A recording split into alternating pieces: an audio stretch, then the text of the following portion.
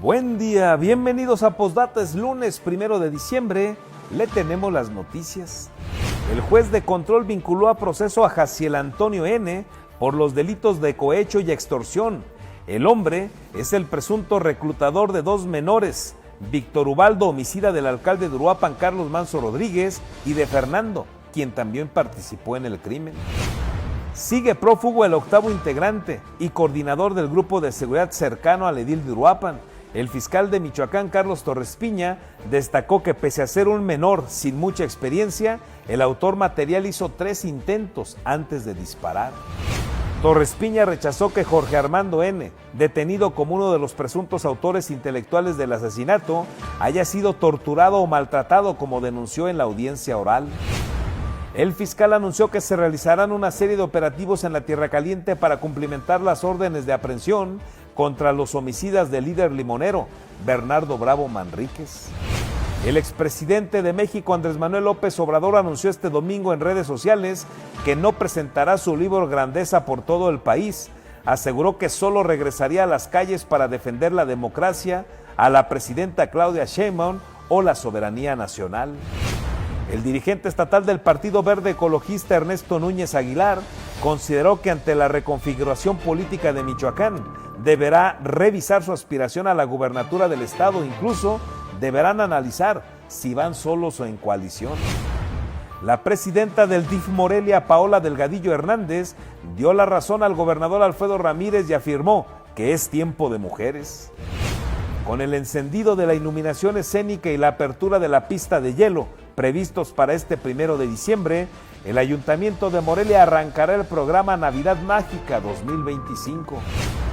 Policías de Ario argumentaron estar enfermos de COVID para evitar ser detenidos por la Fiscalía Estatal como presuntos responsables de los delitos de homicidio, tentativo de homicidio y secuestro agravado cometidos en Salvador Escalante.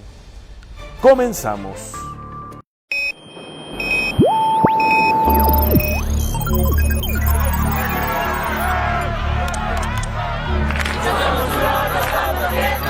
America will again. Alerta. Urgente, que me renuncie el presidente.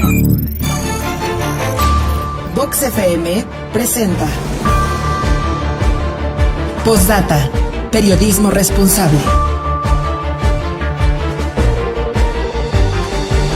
Postdata con Carlos Monge. Comenzamos.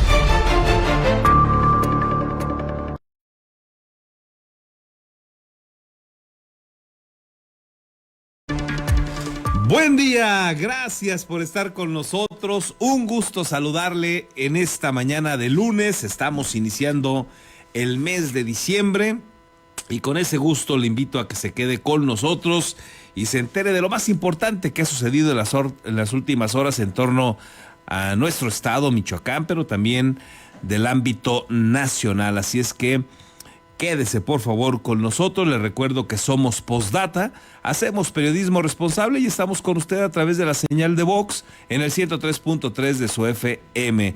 Listos también ya en la plataforma Facebook, en este caso nos encuentra como postdata.news, y estamos también con usted a través de Radio Tele en el canal 8 de su telecable, en este caso en punto de las 8 de la mañana en la retransmisión que tenemos. Gracias pues y bienvenidos todos en esta mañana pues que se siente fría. Hay que salir con un suéter, una chamarra. Estamos arrancando a 10 grados. Nos dice el meteorológico que va a ser un día nublado. La temperatura máxima que vamos a alcanzar, 22 grados, para que usted lo tenga en cuenta. Así nos pinta este lunes con el que estamos arrancando el mes de diciembre. Y vámonos con las noticias. Mire, el juez de control vinculó a proceso a Jaciel Antonio N. por los delitos de cohecho y extorsión. El hombre es el presunto reclutador de dos menores, Víctor Ubaldo, quien fue el homicida del alcalde de Uruapan, Carlos Manso Rodríguez, y de Fernando, quien también participó en el crimen. El juez de control y enjuiciamiento del sistema penal y oral del Poder Judicial en Michoacán determinó este domingo dictar auto de vinculación a proceso contra Jaciel Antonio H., presuntamente vinculado al homicidio de Carlos Manso Rodríguez, edil de Uruapan, acusado del reclutamiento de Víctor Manuel N., autor material, y de Fernando, otro menor implicado en el crimen. El juez consideró que las pruebas presentadas por la Fiscalía General del Estado son lícitas, pertinentes y suficientes para acreditar la probable participación del imputado en los delitos de cohecho y extorsión, aunque sin las agravantes planteadas inicialmente. La audiencia se realizó a las 12 horas y corresponde a la causa penal 223-2025, donde se determinó la imposición de la medida cautelar de prisión preventiva oficiosa debido a la gravedad de los hechos. Asimismo, se concedió un plazo de 4 meses para la investigación complementaria, tiempo solicitado por la Fiscalía, con el fin de obtener nuevos testimonios, entre ellos el de los padres de Víctor Ubaldo, presunto homicida de Carlos Manso, edil de Uruapan, así como para la extracción de datos contenidos en un teléfono asociado al caso. A la audiencia estaban citados los padres de Fernando, menor de edad implicado, y los padres de Víctor Ubaldo, presunto homicida de Carlos Manso Rodríguez, asesinado el 1 de noviembre en la plaza pública de Uruapan. Ninguno acudió. La fiscal explicó que María Esther A., madre de Fernando, fue presuntamente amenazada por sujetos armados que llegaron en camionetas grises hasta su domicilio, el cual abandonó, aunque el juez determinó que ese hecho no sería abordado en ese momento procesal. El primero en intervenir fue el abogado defensor de Jaciel Antonio H., quien argumentó que aunque se mencionan 17 datos de prueba, la Fiscalía sustentó su acusación principalmente en 2, la entrevista de María Esther A. y una denuncia anónima realizada el 24 de noviembre. Señaló que no existen testigos presenciales, que el retrato hablado y el dictamen fotográfico no acreditan ni la identidad del imputado ni la veracidad de los señalamientos, y que el testimonio principal no está corroborado con otros medios de prueba, por lo que calificó como insuficiente. También cuestionó la legalidad de la detención al asegurar que su defendido no fue detenido en flagrancia y que la denuncia anónima no ofrece garantías suficientes para sustentar una acción penal. En su intervención, la Fiscalía sostuvo que la detención sí ocurrió en condiciones de flagrancia, derivada de una denuncia anónima recibida por el C4 de Uruapan, en la que se reportó la presencia del imputado en el Hotel Paraíso, donde según la llamada realizaba actos de extorsión. El reporte describía a un hombre pelón, con barba de cantado, que hace cosas raras, se esconde y da miedo, pide pagos y recoge cosas en el lugar. En referencia a Jaciel Antonio H., la Fiscalía afirmó que estos datos eran precisos y contundentes, lo que permitió ubicar al imputado. Además de las entrevistas, mencionó un dictamen psicológico que acredita el daño en la madre de Fernando, víctima directa de extorsión, así como el hecho de que Jaciel habría ofrecido 5,000 varos a los policías que lo detuvieron para evitar ser puesto a disposición, lo que se configura como cohecho. En su resolución, el juez explicó que la acusación es por los delitos de cohecho en agravio de la sociedad y extorsión en perjuicio de María Esther. Conforme a la denuncia presentada el 23 de noviembre, Jaciel habría llamado a la mujer para informarle que su hijo Fernando y Víctor Ubaldo metieron drogas de Paracho a Uruapan y exigirle 10,000 pesos a cambio de no hacerles daño. La víctima relató que horas más tarde, Jaciel llegó a su domicilio acompañado de los jóvenes para cobrarle de manera violenta. Desde esa ocasión no volvió a ver con vida a su hijo Fernando, salvo por un mensaje posterior que recibió vía Facebook, en el que el menor le escribió: mamá, te extraño, no le des dinero a Jaciel, es una extorsión. De acuerdo con lo narrado por el juez, Fernando envió también otro mensaje donde informaba que Víctor Ubaldo ya había sido asesinado y que él mismo tenía lesiones provocadas por Jaciel con unas tijeras. Durante la audiencia también se mencionó el testimonio de Gabriel, directivo de la Fundación Renacimiento, quien señaló que Jaciel, Fernando y Víctor Ubaldo se conocían desde el 2022, cuando coincidieron en el centro por consumo de drogas como cocaína y anfetaminas, lo que acreditó que mantenían una relación previa. Tras concluir la valoración de los elementos presentados por las partes, el juez decidió vincular a proceso a Jaciel Antonio, quien permanecerá en prisión preventiva mientras su defensa tiene la posibilidad de interponer un recurso para impugnar la resolución ante un órgano jurisdiccional superior en los próximos 3 días. Reportó para Postdata América Juárez Navarro. Sigue prófugo el octavo integrante y coordinador del grupo de seguridad cercano al alcalde de Uruapan, asesinado, Carlos Manso Rodríguez. El fiscal de Michoacán, Carlos Torres Piña, destacó que pese a ser un menor sin mucha experiencia, el autor material además intentó por lo menos en 3 ocasiones disparar antes del momento en el que finalmente lo hizo. Sigue prófugo el octavo integrante y coordinador del grupo de seguridad más cercano al presidente municipal de Uruapan, Carlos Manso Rodríguez, identificado como el Coronel Jiménez, mientras los 7 restantes están sujetos a proceso por el delito de homicidio calificado en su modalidad de comisión por omisión, luego del asesinato del alcalde pese a su resguardo. El fiscal general del Estado, Carlos Torres Piña, informó que para su localización se ha solicitado la colaboración de autoridades de seguridad tanto municipales como estatales y federales. Son 8 escoltas, se complementaron 7. Hay uno que no se pudo complementar, que es el coronel Jiménez, es el que se ha estado dándole seguimiento y esperemos poderla complementar próximamente. Él era el coordinador de escoltas. ¿Se emitirá alguna ficha de búsqueda? ¿Se pedirá alguna...? Ya se ha estado haciendo la solicitud de colaboración de las diferentes áreas de seguridad municipales, estatales y federales. Explicó que este grupo de 8 elementos de seguridad eran considerados el círculo cercano del presidente, asesinado el pasado 1 de noviembre, y de acuerdo a las grabaciones, el autor material identificado como Víctor Ubaldo N. hizo 3 intentos de acercarse al edil antes de hacer los disparos. Torres Piña destacó que el menor de solo 17 años de edad, sin mucha experiencia y bajo el influjo de estupefacientes, logró burlar este cerco de vigilancia sin que los escoltas se percataron del momento en que se acercó. Y de acuerdo a los videos, pues fue en 3 ocasiones que el menor, Víctor Manuel, hizo el intento de acercarse, hasta la tercera vez que logró llegar y hacer los disparos. No fue un exmilitar, no fue un exmarino, no fue alguien preparado de mucha experiencia, fue un joven de 17 años que en su estado de la droga que tenía su cuerpo, pues logró burlar este círculo cercano de seguridad en estas ocasiones que les menciono. El fiscal recordó que de acuerdo a los datos que se aportaron en la audiencia, de 7 disparos que se hicieron con el arma que utilizó Víctor Ubaldo, 6 impactaron en el cuerpo de Manso y con el último, uno de los escoltas disparó al agresor. Aclaró que el homicidio extrajudicial no existe en el Código Penal del Estado, pero ya se integra a la carpeta de investigación por el exceso que cometió uno de los escoltas al dispararle al homicida a la altura de la espalda y la nuca. Con las imágenes de Daniel Guillén, reportó para Posdata, Verónica García.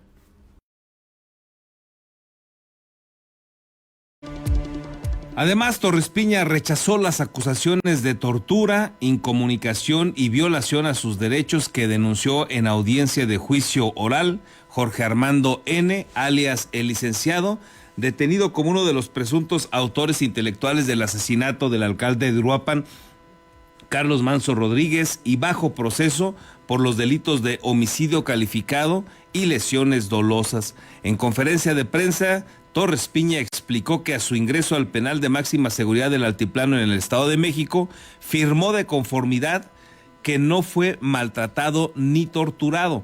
Señaló que fue detenido en flagrancia, en portación de arma de fuego y posesión de droga, además de que ofreció $10,000 a los elementos que lo detuvieron para que lo dejaran en libertad.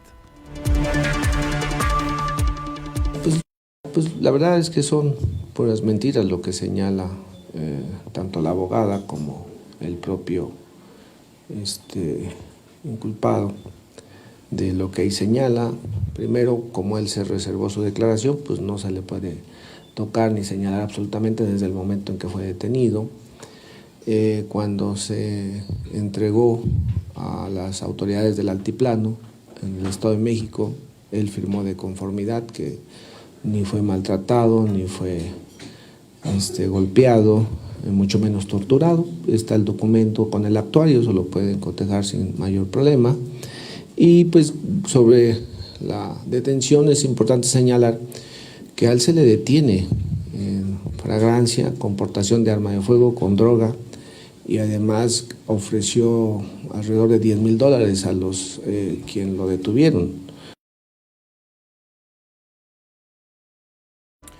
Y a 1 mes y 8 días del asesinato del líder limonero Bernardo Bravo Manríquez, el fiscal de Michoacán Carlos Torres Piña anunció una serie de operativos en la Tierra Caliente con los que buscan complementar las órdenes de aprehensión de los presuntos autores intelectuales. Recordó que las órdenes de aprehensión se dictaron desde el 5 de noviembre contra César Alejandro N., alias el Botox, identificado como líder criminal de la región, así como de Jonathan N., el Timbas, pero aún faltan otras 2 órdenes en las que ya se está trabajando. 16, 18 días se logró concluir con esta investigación sobre el tema de Bernardo Bravo. Ya tenemos las órdenes de aprehensión, hay que hacer la cumplimentación. Hoy tuve yo una reunión en Apatzingán temprano, justo para este tema, porque salvo los hechos que se suscitaron en Uruapan con el alcalde, también parte de las áreas se abocaron a la investigación, pero ya que hemos ido avanzando, estamos retomando el tema sobre ejecutar las órdenes de aprehensión y se tuvo una reunión, se van a empezar a hacer operativos en Tierra Caliente para tratar de dar con el paradero de quienes fueron los actores materiales e intelectuales de Bernardo Bravo.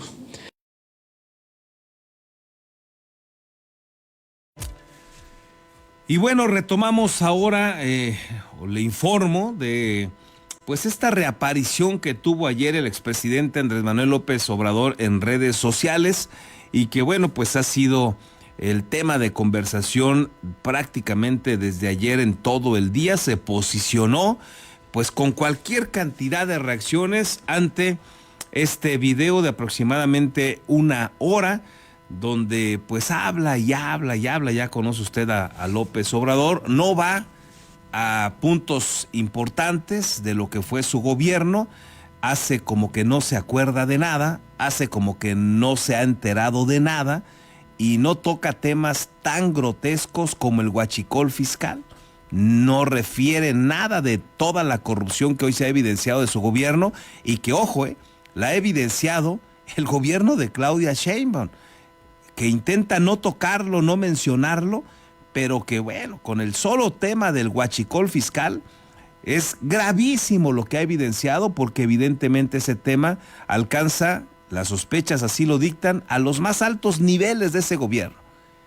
Y esas sospechas en muchos mexicanos alcanzan también a López Obrador. Bueno, no toca ese tema, no habla tampoco de la barredora, se hace loco, como es pues especialista en la materia López Obrador, un tipo que miente como respira y que gusta de hacerse el que no sabe nada cuando le conviene. No toca nada de eso, pero pues sale a presentar su libro Grandeza, dice él, y aclara además que no va a haber gira por todo el país como se había rumorado que lo haría en plazas públicas en días pasados. Dice además que no pretende hacerle sombra a su sucesora Claudia Sheinbaum Pardo.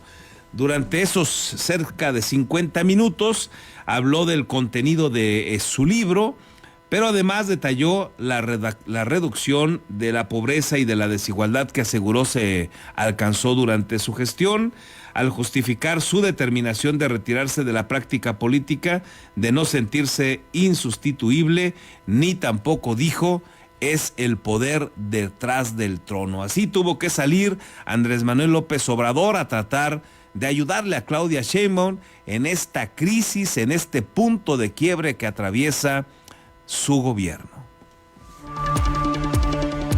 Decidí ya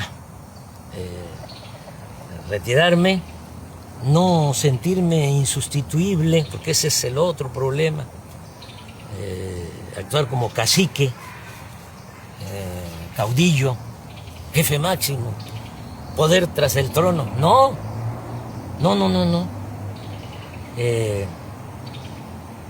Hay que hacer valer la democracia y nosotros en nuestro movimiento, este movimiento impulsado por millones de mexicanos,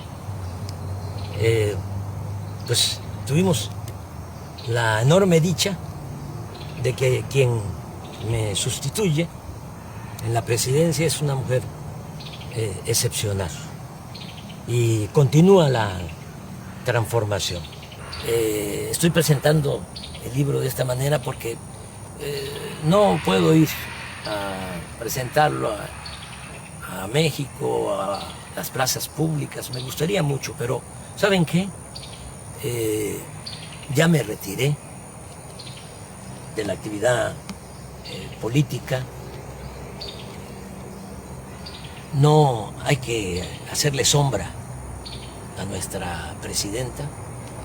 Ella es la que conduce y lo está haciendo muy bien. no hay que dividirnos, hay que estar muy juntos, unidos.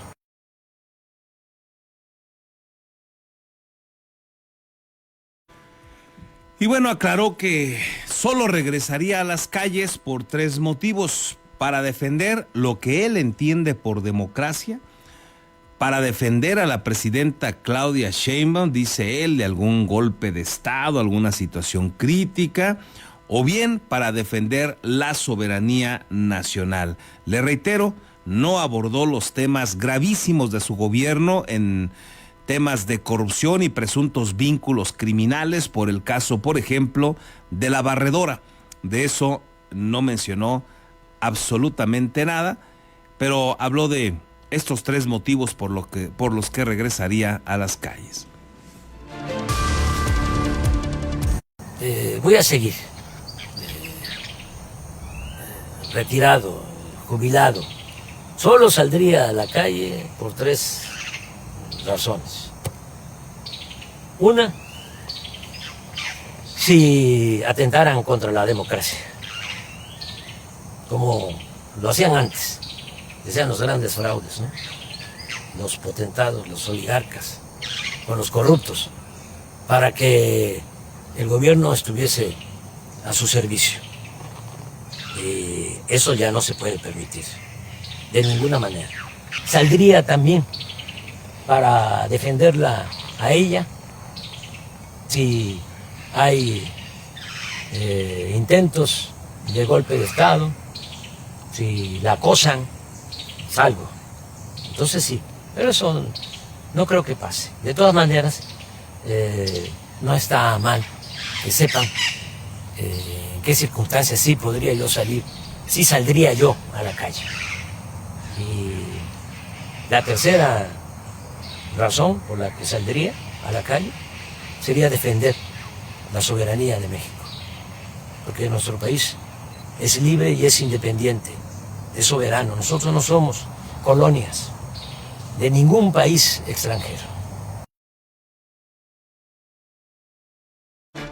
Bueno, pues ahí los 3 motivos por los que regresaría a la calle López Obrador a defender. Interesante este punto, lo que él entiende por democracia. Ya si usted escucha todo el video se va a dar cuenta de las barbaridades que dice, pero así de rapidito, pues lo que él entiende por democracia, porque evidentemente ellos defienden el fraude, la corrupción que se dio en torno, por ejemplo, a la elección del Poder Judicial. Ni siquiera una participación importante de los mexicanos, apenas rondó el 13%, y no les importó, con eso la validaron. ¿Cuál mayoría? ¿Cuál mayoría decidió a estos jueces? Pero lo peor, los pocos que participaron lo hicieron guiados por el poder en turno, les repartieron acordeones y con eso se eligieron a los que el poder en turno de Morena, de López Obrador, de Claudia Sheinbaum, pues los que ellos determinaron. Y así lo hicieron también acá en Michoacán. Deberían de sentir varios de esos jueces, la gran mayoría, vergüenza de estar ahí. Deberían de sentirse indignos. Pero además muchos que no cumplieron los requisitos. Y en los poderes, mejor dicho, los tribunales electorales sometidos al poder en turno, los dejaron pasar. Aquí conocimos casos grotescos que le platicamos en sus momentos. Bueno, esa es la democracia que sí quiere defender López Obrador, la de su oligarquía o la de su mafia en el poder, pero no la de otras mafias. Terrible lo que padece este México con los políticos del color que usted me diga. Habrá algunos que se salvan en todos los partidos, sin duda, pero hay una gran mayoría que, qué terrible y qué lamentable, como este mitómano, este tipo que miente como respira y que ha resultado el presidente más corrupto en la historia de México. De lo poco que yo le creo es esta frase que voy a retomar, que la hizo un 29 de septiembre de 2019 allá en Chihuahua. Dijo textual López Obrador, ya era el mandatario federal, y dijo: el presidente de México se entera de todo y no hay negocio jugoso que se haga sin el visto bueno del presidente. Para que quede claro, si una tranza grande, es porque el presidente lo permitió. Ahí está, y esa es tal vez la única, a lo mejor hay por ahí otra que se me escapa, pero esta es sin duda una de las pocas cosas que ha dicho López Obrador que le creo. Como él dijo, él se enteró de todo, lo permitió, y uno de esos negocios jugosos, es el huachicol fiscal. Y pues si López Obrador dijo que él se enteraba de todo, en este caso sí le creo. Y por eso la sospecha del huachicol fiscal, de la barredora, de Segalmex, de los errores que se cometieron en Texcoco con el aeropuerto Felipe Ángeles, con el Tren Maya, con el fracaso de la refinería, etcétera. Con todos estos fracasos, indudablemente, esos trabajos periodísticos que se han hecho, esas investigaciones que han evidenciado cualquier cantidad de corrupción, de vínculos incluso de algunos de esos corruptos con los hijos de López Obrador, bueno, parece ser que son reales y lo alcanzan a él. De todo eso, sobre todo del huachicol fiscal, López Obrador no dijo absolutamente nada. Le informo también que el dirigente estatal del Partido Verde Ecologista de México, Ernesto Núñez Aguilar, reconoció que su perfil como una de las cartas de este instituto político rumbo a la gubernatura tendrá que revisarse a la luz de la reconfiguración política completa que atraviesa Michoacán. Cuestionado sobre si continuará en la carrera por la máxima magistratura del estado, Núñez Aguilar admitió que el panorama cambió y que ninguna ruta puede darse por segura. Pues Michoacán no está para aventar cohetes, como se dice, me parece que hoy requiere más que nunca mucha mesura, requiere de mucha estrategia, de ser quirúrgicos, y yo pronto tendré una reunión con mis dirigentes nacionales para ver qué vamos a hacer, si seguimos en esa ruta, si vamos a diseñarnos para competir solos, si vamos a ir en coalición.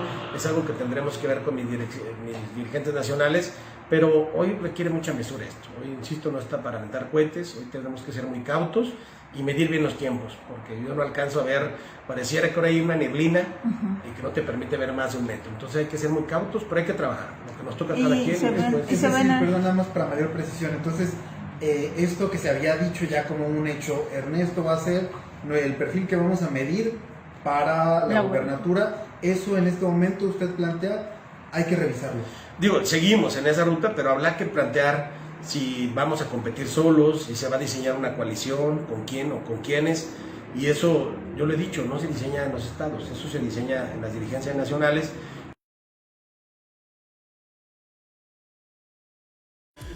Bueno, pues ahí lo que señala Ernesto Núñez, que su partido, recordemos, el Verde Ecologista, salió primero a destapar a Raúl Morón y dijo que iban con él, y luego recularon.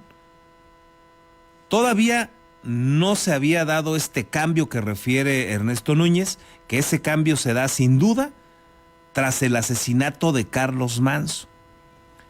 Esa reconfiguración que refiere Ernesto Núñez no había llegado cuando ya el Verde le había retirado el apoyo a Raúl Morón, ya no eran equipo, como lo había destapado primero que nadie el Verde Ecologista, y se habían sumado a la aspiración a ser candidato a gobernador de Michoacán de Raúl Morón. Y entonces, como le retiran esa posibilidad a Raúl Morón, sube el Verde Ecologista el nombre de Ernesto Núñez para estar en la posibilidad de ser candidato y, como lo reitera, ir solos o ir en una alianza con Morena. Y esa reconfiguración, bueno, pues es totalmente otra. El que más ha perdido, así parece, según la percepción, según la conversación digital, la conversación ciudadana, pues hoy parece ser que quien ha ganado en esa reconfiguración es el movimiento del sombrero de Carlos Manzo. Y ese movimiento del sombrero momentáneamente beneficiado, así lo dicen las circunstancias, lo lidera en este momento Grecia Quirós, su viuda y actualmente alcaldesa sustituta en Uruapan. ¿Quiénes son los que más perdieron? Morena. Y dentro de Morena sin duda el más afectado por lo que declaró Carlos Manso en su momento son Raúl Morón, con sus acompañantes Leonel Godoy Rangel e Ignacio Campos, pero el afectado directo es Raúl Morón. Ya de antes le había quitado la posibilidad de respaldarlo el Verde Ecologista, eso ya había pasado, ya la situación no era tan favorable para Raúl Morón. Bueno, con esta reconfiguración, pues evidentemente es uno de los más afectados y hoy su candidatura se ve cuesta arriba. Pero así muchos otros nombres que incluso se han replegado. Además, por obvias razones, porque además en esta disputa que han reconocido tanto Alfredo como Raúl Morón, por estas dos tribus que se están dando hasta con la cubeta por esa candidatura, bueno, podría ser que los dos pierdan, los dos bandos. Y si ya perdió Raúl Morón, puede ser que la presidencia de la República, puede ser que el rancho La Chingada salga la información, salga la decisión, pues de que no va ni Raúl, ni van los del otro lado, los del otro bando de Alfredo Ramírez Bedoya. Y de tomarse una decisión así como suele tomarlas Morena, por el dedazo, por la indicación, no por encuestas, usted sabe que eso de las encuestas es un mito, entonces podrían haber perdido también gente como Gladys Butanda, que había manifestado su intención, que es la consentida del gobernador rumbo a la candidatura, pero también una Gabriela Molina que no termina de separarse de ese grupo de Alfredo Ramírez y que eso podría impactarla también si tiene deseos de ser candidata. Y por supuesto también le pierde en este sentido Carlos Torres Piña, que es el gran aliado de Alfredo Ramírez. Esta reconfiguración, ¿qué parece decir? Que ganan terreno aquellos que puedan estar más allá de esas dos tribus que le acabo de referir. Y en ese caso, bueno, pues van a cobrar relevancia nombres como el de Fabiola Alanís, diputada local, que ya no se le veía mayores posibilidades. Bueno, parece que hoy las recobra por no estar vinculada a ninguna de estas dos tribus, o una Celeste Asensio. Y no se crea que son buenas noticias, pero son los que podrían crecer. Y habrá que esperar qué dice el PT con Reginaldo Sandoval y qué determina el Verde Ecologista con Ernesto Núñez. Y habrá que ver si Morena no termina también por decidirse por alguien externo. Y un externo podría ser, por ejemplo, de aquí a allá, quién sabe qué pase. Hoy no se ve en el tablero, pero no descarte usted que se pueda subir, por decirle un nombre, la rectora Nicolaita. Yaraví Ávila, complicado su escenario porque viene del PRI y ahí eso le podría generar algún conflicto. Fue muy cercana a Alfredo Ramírez, pero hoy se ven más distantes. Habrá que ver si ya se sacudió esa cercanía la rectora de Alfredo Ramírez y que le pueda dar alguna notoriedad nacional. No pierda usted de vista que hace un mes aproximadamente le entregó la Universidad Michoacana el honoris causa a la mamá de la presidenta de México, a la mamá de Claudia Sheinbaum. Y por más que le pueda a usted platicar la rectora que salió la propuesta de una institución al interior de la Universidad Michoacana, que lo avaló el consejo y todo ese rollo, bueno, lo cierto es que seguramente, eso se presume, eso se percibe, ella tuvo mucho que ver en elegir esta entrega del honoris causa, del doctorado honoris causa. Y eso le permitió ver a la mamá de la presidenta, convivir con personas cercanas a la presidenta, sacarse la fotografía con la mamá de la presidenta y pensar que eso la pudo poner en el radar de Claudia Sheinbaum. Así opera la política. Si la rectora dice que todo esto es falso, estará en su derecho, pero la percepción de muchos nos indica que todo fue debidamente calculado. Pero bueno, cada quien tiene su verdad, ya veremos qué pasa, pero sin duda Ernesto Núñez me parece que en esto acierta, se ha reconfigurado el tablero político de Michoacán. Y el otro que salió un tanto afectado de toda esta reconfiguración, sin duda también, es Alfonso Martínez Alcázar, que ahora va a tener que navegar contracorriente porque se había mantenido como el opositor a Morena, al oficialismo más visible de Michoacán. Y esa posición en este momento se la ha quitado Grecia Quirós, esos reflectores. Entonces, Alfonso Martínez va a tener que reinventarse, va a tener que trabajar contracorriente y esperar que las aguas vuelvan a sus niveles, ver qué pasa en unos meses con el tema del sombrero, del movimiento del sombrero con Grecia Quirós. Ella va a tener que demostrar que es una buena administradora allá en la alcaldía de Uruapan, equivocarse poco, y también habrá que decir que no se cumplan amenazas, o si se cumplen amenazas como la de Gerardo Fernández Noroña, que defiende a Raúl Morón y que dice que le ha llegado información de Carlos Manso, pues ver si no se trata de una guerra sucia, y si se tratan de hechos verídicos, pues ver si no terminan de afectar al sombrero. Y en ese caso, pareciera ser que el beneficiado directo, si esto sucede, sería Alfonso Martínez. Por lo pronto, parece ser, no hay nada para nadie, y Morena, que parecía tener la enorme ventaja, parece que la ha perdido. Por eso es el gran perdedor en esta reconfiguración tras el lamentable asesinato de Carlos Manso. ¿Usted qué opina? Por lo pronto, me parece que en mi perspectiva le asiste la razón a Ernesto Núñez con esto que ha señalado. Y mire, la presidenta honoraria del DIF Morelia, Paola Delgadillo Hernández, también le dio la razón a Alfredo Ramírez Bedoya y afirmó que en efecto es tiempo de mujeres. Delgadillo Fernández subrayó que históricamente las mujeres no eran vistas como figuras capaces de aportar en la toma de decisiones. Ahora son tomadas en cuenta en puestos públicos y en la toma de decisiones. La presidenta honoraria del DIF atribuyó la aparición de su perfil en encuestas por la alcaldía de Morelia para el 2027 gracias al buen desempeño de su equipo de trabajo y a la mancuerna que han hecho con Alfonso Martínez Alcázar. Y ante la pregunta de los compañeros periodistas sobre si es tiempo de mujeres, pues coincidió Paola Delgadillo en que sí es tiempo.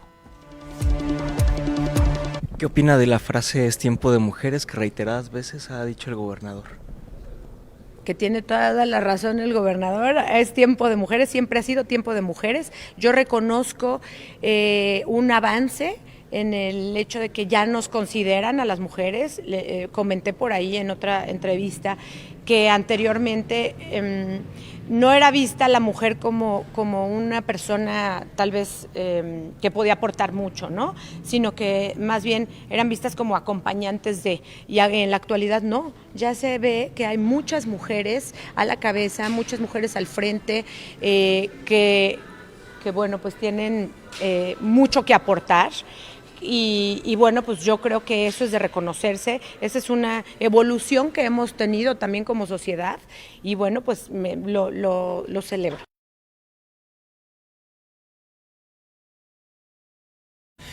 Y con el encendido de la iluminación escénica y la apertura de la pista de hielo que están previstos para hoy en punto de las 19 horas, el Ayuntamiento de Morelia arrancará el programa Navidad Mágica 2025.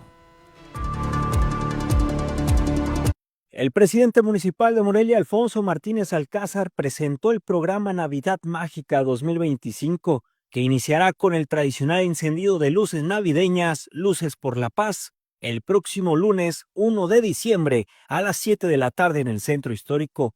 Martínez Alcázar invitó a la ciudadanía a participar en este acto que se ha convertido en una tradición para la capital michoacana. Lo primero es que arrancamos este lunes con el encendido navideño, Luces por la Paz, y queremos invitar a toda la gente que no falte, que no se lo pierda, va a ser muy bonito, el lunes 1 de diciembre a las 7 de la tarde. Como ya saben, se ha hecho ya tradicional este encendido, lo haremos especial, no se lo pueden perder, realmente va a valer la pena vivirlo. El alcalde adelantó que todos los sábados de diciembre habrá encendidos especiales a las 9 de la noche, seguidos de un videomapping navideño en la Plaza Valladolid a las 9:30, con el objetivo de ofrecer espectáculos familiares y gratuitos. Uno de los anuncios más destacados fue el regreso de la caravana Coca-Cola, que se presentará en Morelia el 6 de diciembre a las 7 de la noche, después de 20 años de ausencia. Recuperamos y logramos que Morelia sea sede de la caravana Coca-Cola. Viene este año, va a ser el día 6 de diciembre. Va a estar espectacular. Hemos visto videos de otros lugares donde ya se presentó. No se la pueden perder. Va a ser a las 7 de la noche. Inicia desde el cuartel militar. Pasa por todo Acueducto, Avenida Madero y termina hasta el monumento a Lázaro Cárdenas. El programa incluye además concierto navideño en el Templo de Fátima el 10 de diciembre a las 8:30 de la noche. Magno Posada Noche de Paz el 20 de diciembre a las 6 de la tarde, desde el Santuario de Nuestra Señora de Guadalupe hasta la Catedral. Además, la cabalgata de los Reyes Magos, que cerrará las actividades el 5 de enero a las 6 de la tarde, iniciando en el Templo del Niño de la Salud y concluyendo frente a Catedral. Además, desde el 1 de diciembre hasta el 4 de enero se instalará la pista de hielo como parte de las atracciones permanentes durante la temporada. Con las imágenes de Daniel Guillén, reportó para Posdata Fernando Salgado. El presidente municipal de Morelia, Alfonso Martínez Alcázar, descartó que busque privatizar la policía de Morelia. Explicó que pretende cobrar el servicio de seguridad en grandes eventos que generan millones de pesos para quienes los organizan. El alcalde de Morelia, Alfonso Martínez Alcázar, señaló que el ayuntamiento no busca privatizar los servicios de seguridad en el municipio y aclaró que pretende cobrar por el servicio de seguridad a grandes eventos que generan millones de pesos, como los conciertos privados. Detalló que el ingreso obtenido por cada prestación de servicio se destinaría a la contratación de más elementos en la Policía Morelia. No, les explicaba, no es privatizar la Policía de Morelia. Voy a dar un ejemplo. Viene un artista famoso, revienta las taquillas en el Estadio Morelos y hubo uno, por ejemplo, que llenó el Estadio Morelos, pero él tiene una ganancia de 28 millones de pesos que se lleva de nuestra ciudad. Y por ser un evento masivo, el municipio tiene que tener policías ahí. Bueno, pues que pague ese servicio para que nosotros podamos a su vez tener más policías y no descuidar la ciudad por cuidar el evento. Además, llamó a los diputados a no estigmatizar la recaudación de los municipios, cuyo recurso es necesario para el pago de su policía, servicios públicos, planes y programas. También hay algo que quiero decir con mucho cuidado y muy respetuoso. Durante muchos años, porque yo también cuando fui diputado lo escuchaba mucho, como que se ve mal o se quiere encasillar en algo mal el que haya recaudación. Con la edición de Víctor Jaramillo, reportó para Posdata Fernando Salgado. Diputados locales se dijeron abiertos a reconsiderar los temas que le negaron en primera instancia al Ayuntamiento de Morelia en la Ley de Ingresos del 2026, en la propuesta que llevaron. Aseguraron que esperan que el alcalde les entregue una información faltante y van a reconsiderar tanto el tema de el pago a los policías que realizarían estas labores que ya comentó Alfonso Martínez en algunos eventos privados, y dos, el tema de rentar el Palacio Municipal.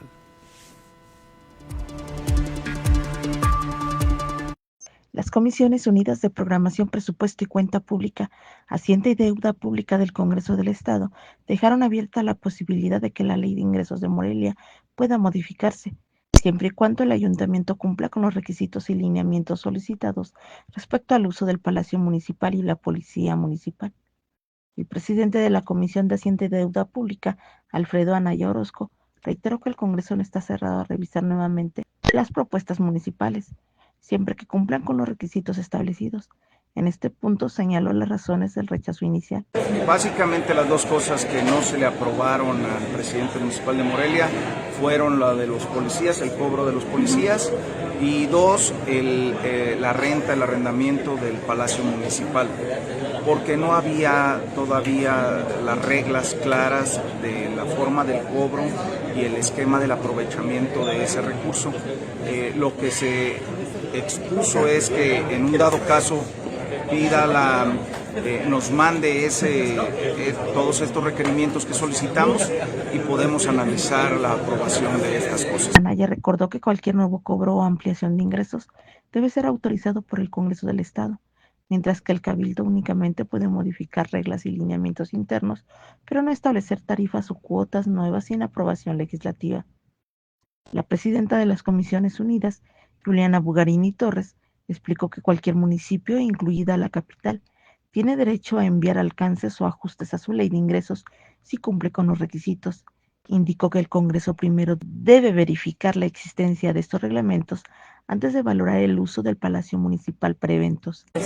Sí, bueno, todos los municipios tienen esta posibilidad de enviar a sus alcances en todas sus leyes de ingresos y pues así lo estaremos haciendo. En específico, en este caso, lo mencionamos en la comisión, que pues nos parecía muy oportuno y también por un tema de transparencia, rendición de cuentas, que vinieran todos estos lineamientos previos para pues poder presentar este proyecto y así se realizó. Entonces se envían también las observaciones que nosotros vemos, no solamente del municipio de Morelia, sino de todos los municipios, para que se atienda por parte de los ayuntamientos y poder regresar a la comisión y hacer este análisis. El diputado Juan Pablo Celis Silva, integrante de la Comisión de Presupuesto, sostuvo que aunque votó a favor de las propuestas del alcalde, la decisión final corresponde a la mayoría. Mi punto particular, pues vi saludable el tema de Palacio, escuché los argumentos del alcalde, pues ustedes saben, yo soy oposición, pero también hay que reconocer, o sea, cuando un edificio como el de Palacio Municipal, si se le va a destinar recursos para su embellecimiento y si es para un tema cultural, pues de mi parte yo doy el voto de confianza. Precisó que la negativa no debe interpretarse como una acción política. Por su parte, la diputada del Partido Verde, Sandra Arriola Ruiz, también integrante de la Comisión de Presupuesto, subrayó que el tema central es garantizar claridad en el uso de un edificio considerado patrimonio de la humanidad. Confirmó que incluso después de aprobada la ley, el Cabildo puede enviar reformas o modificaciones. Reportó para Postdata América Juárez Navarro. Bueno, veremos qué pasa. Todo apunta ahora a que por lo menos el tema del Palacio Municipal lo van a autorizar en su momento los diputados para que, como ya sucede con el Palacio Clavijero, pues el Palacio Municipal se pueda rentar para eventos privados, bodas, 15 años, etcétera. Y mire, durante un concierto didáctico que presentó la Universidad Vasco de Quiroga, el guitarrista colombiano Sebastián Herrera destacó los vínculos musicales que existen entre su país y México. Difusión cultural, UVAC. Colombia es uno de los países con mayor diversidad musical. En él existen más de 1000 ritmos musicales. Esta variedad sonora no solo representa su identidad, sino que también permite establecer puentes con otras culturas musicales como la mexicana. Durante un concierto didáctico en la UVAC, el guitarrista colombiano Sebastián Herrera destacó los vínculos musicales que existen entre Colombia y México. Para la cultura mexicana, la cultura colombiana, independientemente cuál sea el país, lo importante allí es la familiaridad que cada una de estas piezas tiene. El bambuco es un ritmo que ha representado a Colombia, el son y el guapango es lo que ha marcado un antes y un después de la cultura mexicana. Entonces, la esencia de poder combinar y poder fusionarlo es un impacto y una permeabilidad que recibe México de una manera increíble. Y no solamente de la cultura colombiana hacia México, México permea y adopta también mucho de la cultura. En Cali, Colombia, que es donde yo vivo, el mariachi es lo principal, las cumbias mexicanas es totalmente un hit, un éxito en nuestra cultura. Entonces somos países hermanos que compartimos música muy similar.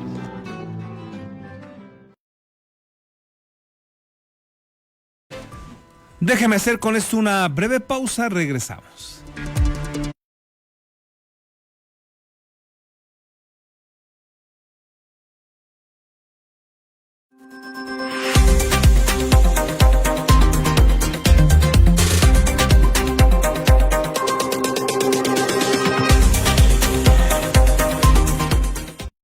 Beskid, asesoría profesional en seguros. Si necesitas proteger a tus seres más queridos, proyectar a futuro sin que nada te detenga o cuidar de tu patrimonio, estamos a tus órdenes en el número telefónico 4433 18 40 56 o bien en el correo electrónico armando@beskid.com. El licenciado Armando Dueñas Díaz, profesional en asesoría de seguros, espera su llamada.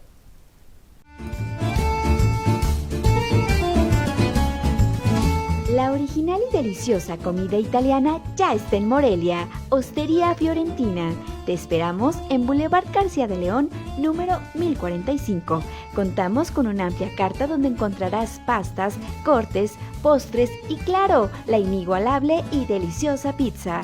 Desayuna, come o cena con nosotros. Ven a maravillarte del sabor italiano.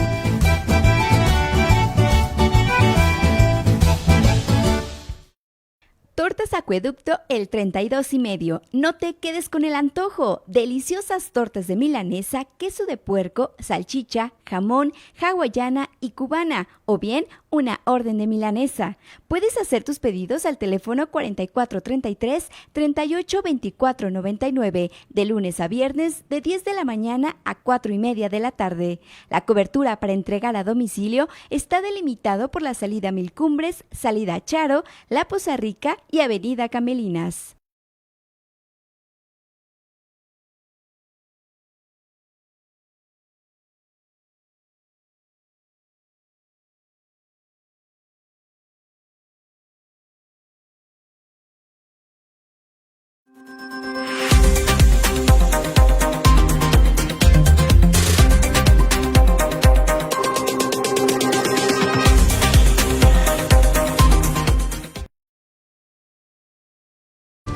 Ya estamos de regreso, gracias por continuar con nosotros y vámonos con lo que sucede en el ámbito de la seguridad en el territorio estatal con los compañeros de Red 113 liderados por el amigo Marcos Morales. Mi estimado Marcos, ¿qué nos tienes? Buen día.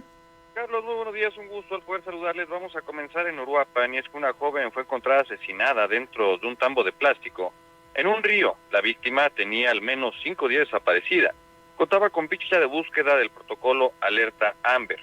De acuerdo con la información obtenida, se trata de Maritza E., de 28 años de edad, quien fue vista por última vez el pasado 24 de noviembre. Sin embargo, no fue sino hasta el pasado fin de semana, cuando su cuerpo fue localizado dentro del río Santa Bárbara, en la colonia 18 de marzo.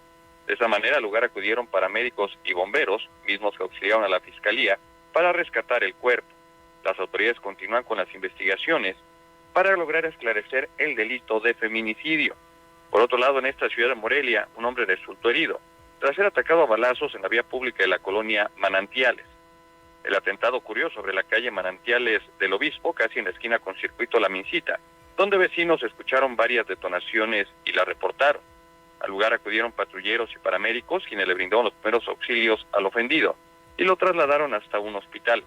Su identidad no fue revelada. En el área quedaron regados varios casquillos percutidos y también un vehículo ajeno a los hechos resultó con un impacto. Finalmente, también informarles que en Zamora, una adolescente fue asesinada con disparos de arma de fuego en la vía pública del fraccionamiento Acanto 2. La víctima fue sorprendida por los criminales en la calle Delos. Los delincuentes le dispararon repetidas ocasiones y enseguida huyeron, en tanto que la víctima cayó fulminada. Vecinos pidieron ayuda al 911, acudieron policías, también guardias nacionales, quienes a su arribo confirmaron el deceso de la fémina. Ella no fue identificada, tenía entre 16 y 17 años de edad. Mi estimado Carlos, es la información. Gracias, Marcos, excelente semana. Quedamos al pendiente, excelente inicio de semana para todos. Y sobre todo, gracias a usted por el favor de su atención, que tenga una excelente semana y claro, por supuesto, un también extraordinario mes de diciembre. Estamos ya en el último de este en el último mes de este 2025. Que lo disfrute, hágalo productivo por favor, y por acá nos encontramos mañana. Hasta entonces.